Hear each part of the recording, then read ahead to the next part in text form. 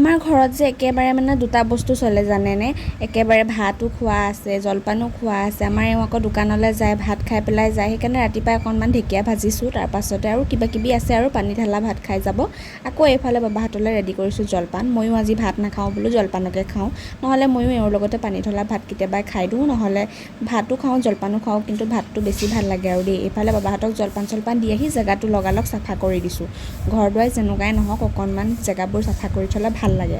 আৰু এয়া দহি কচু দেখিছিলে নহয়, দহি কচুৱে দাইলে আজি বনোৱা হৈছে আৰু কলডিলটো এইডোখৰ এইকাৰণেই দেখাইছোঁ কাৰণ মোৰ কাটি কাটি ভাগৰ লাগি গ'ল, সেইটো কাৰণে সেইকণ তেনেকেই থৈ দিলোঁ। আৰু এই মাটি কঁঠালটো যে আনি দিছিলে এই ওচৰৰ নবৌ এগৰাকী ঘৰলৈ গৈছিলে, তাৰ পৰাই আনি দিছিলে। আজিৰ দিনটো মানে খোৱা তাই ইদিনে দেই দেখুৱাওঁতেই গৈছে।